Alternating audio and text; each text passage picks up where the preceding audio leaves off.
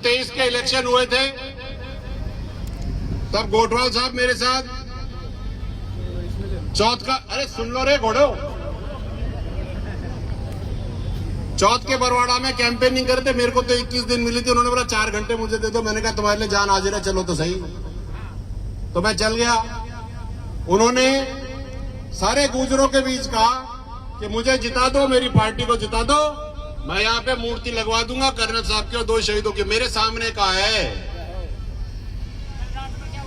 तो रुक जाना घोड़े, और अगर आपको जैसे प्रश्न करा बैठ जाइए नीचे।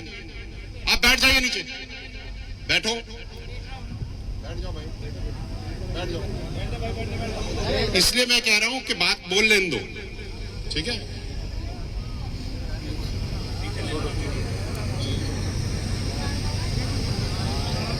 तो जब मैंने उनसे ये बात करी, मैंने ये देखा, और उसके बाद ये काम नहीं हुआ तो सब लोग उनसे मिले, उनसे बात करी। 2.5 साल में कम से कम 5-6 बार बात हुई होगी। मेरी खुद बात हुई है, अभी लगा दूंगा, 4 दिन लगा दूंगा, 3 महीने बाद लगा दूंगा, ये फलाना दिमाग आ रहा है। जब आप कर नहीं सकते तो बोलते क्यों हो, पहली बात। और गुर्जर समाज के साथ जो कहते हो, चाहे वो हो चाहे कोई नेता हो, किसी भी पार्टी का हो, अगर गलत बोलेगा तो यही हशर होगा उसका।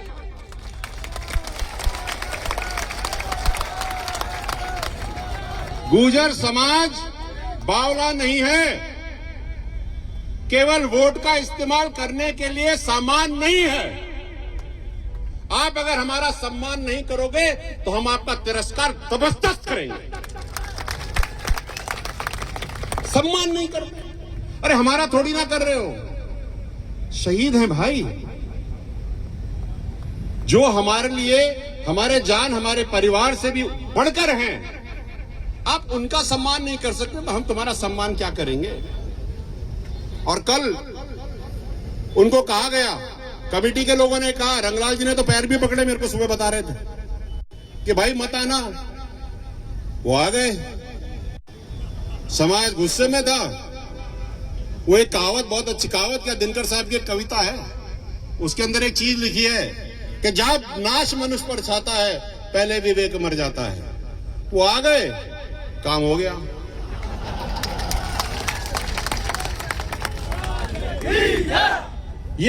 ये जो कृत्य हुआ वो आपने नहीं किया। 2.5 साल की पीड़ा जब बवाल बन के निकलती है ना साहब, तो यही होता है। इसलिए मैं ये कहना चाहूंगा और मैं चेताना चाहता हूं राजस्थान के हर एक राजनेता को कि गुर्जर समाज को हल्के में ना ले। कर्नल साहब ने इनको पढ़ाया है, लिखाया है, अपने पैरों पे खड़ा किया है। वो अपने अच्छे और बुरे को खूब जानते हैं। या तो आप ढंग से हिसाब कर लो, नहीं तो हिसाब करना इनको ढंग का आता है साहब।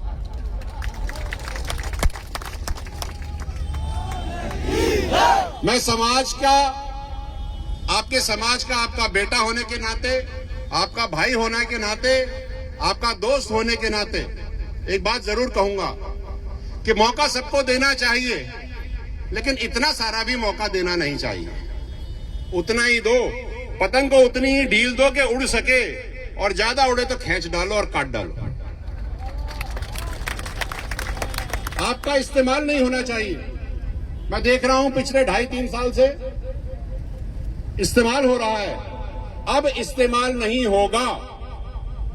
आपका शोषण नहीं होगा, चाहे सामाजिक हो या राजनीतिक हो। अब हमने कमर कस ली है, हम नहीं छोड़ेंगे साहब। आप मेरा साथ दोगे नहीं दोगे? एक बात और कहना चाह रहा हूं मैं आपको,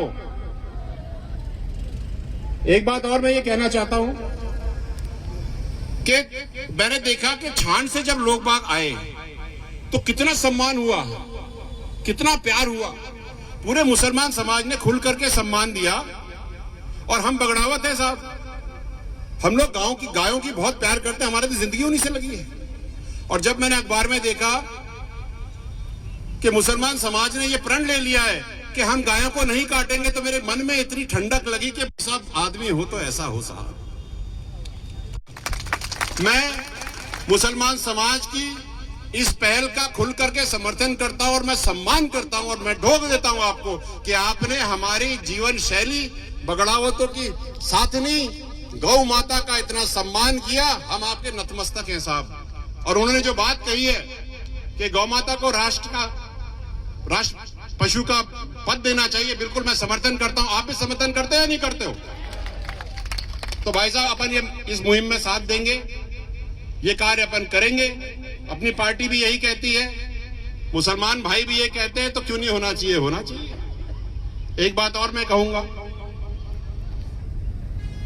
जो आपके मन की बात है, 20 लोग सुबह आए थे, कल रात को 4-5 लोगों ने मुझे कहा, और मैं कहूंगा जरूर, रंगलाल जी कहां हैं?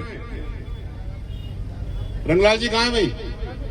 बीमार हो गए रंगलाल जी, कोई नहीं, ठीक कर लो उनको। ऐसा है, अभी मीडिया वाले भाई साहब भी मुझसे पूछ रहे थे कि साहब क्या होगा छत का? भाई छत तो लगेगी।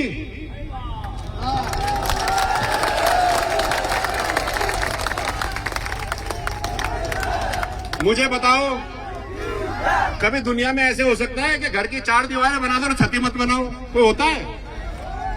ऐसे नहीं होता साहब। हमारी मूर्तियों के ऊपर पानी पड़ेगा, धूप पड़ेगा तो कहां जाएंगे? वो 2 गाड़ियां आई थी ना सामान की, हम तो यहीं बैठे, लगाओ काम शुरू करो यार, किस चीज का इंतजार है? बलवीर बगड़ावतों की जय। जो कमेटी है, अरे सुन लो भाई, देखो मैं प्यार से बात कर रहा हूं सबके साथ। जो कमेटी है उसको इस काम को पूरा उठाना चाहिए, और आप ध्यान रखिए कि कमेटी ये काम करके आपको दे, ये आपकी जिम्मेदारी है। और जब तक के छत नहीं बनती, चारों तरफ परकोटा नहीं बनता, आपको इस बात का भी ध्यान रखना है कि यहाँ पर कोई ऐसा ना हो जाए, मूर्ति खंडित ना हो जाए। ये सब आपको देखना है। मैं 24 घंटे यहाँ पहरेदारी नहीं कर सकता, लेकिन आप लोग यहीं रहते हो। आप ये काम करोगे नहीं करोगे? तो आप लोग आगे करिए इसको, आप ये काम आगे लेके जाइए। और जो भगत जी ने सारी बात कही कि खूब पढ़ लो बेटा, मैं बार बार नहीं कहूंगा, 5% आरक्षण चालू है, पढ़ोगे तो आगे बढ़ोगे, नहीं पढ़ोगे तो नीचे पढ़ोगे। उसमें दिमाग लगाने कोई बात नहीं। मैं ये बात 2 घंटे तक बोल सकता हूँ और 5 मिनट में खत्म कर सकता हूँ। इसलिए खूब पढ़ो, नौकरी करो, आगे बढ़ो, बिल्कुल मत डरो। कल आप लोगों ने दिखा दिया कि छाती कैसी होती है। जब हाइड्रा नहीं था तो ये वीर गुजर बगड़ावतों ने ये 1 क्विंटल, कितने क्विंटल की है? 8 क्विंटल की मूर्ति अपने हाथों से उठा करके लगा दी साहब। क्या बात करते हो? ये घोड़ुआ रावड़ी यूं ही थोड़ी चलती है नसों में। और ये घोड़ुआ रावड़ी हमारी माता बहने गोड़ गोड़ के खिलाती है। माताओं ढंग से खिलाया करो, और थोड़ा सा गुड़ भी खिलाओ इनको। तो आप सबका बहुत बहुत धन्यवाद। आपने मेरे को जो प्यार दिया, सम्मान दिया, उसका मैं कायल हूं। रात को 12 बजे हेला दे देना, यही ठाड़ा मिलूंगा आपके बीच में। आपका बेटा हूं, भाई हूं, आपसे कभी दूर नहीं हूं। चाहे दुनिया कुछ भी बोले, बोलने वाले तो बोलेंगे, क्योंकि जब गुजरों का हाथी चलेगा तो बाकी तो भौंकेंगे ही सही। ठीक है, बहुत बहुत धन्यवाद आप सब लोगों ने। आज जो हवन किया, कल जो आपने मदद करी, रात को बारिश में आपने मूर्ति लगाई, आप तो भाई साहब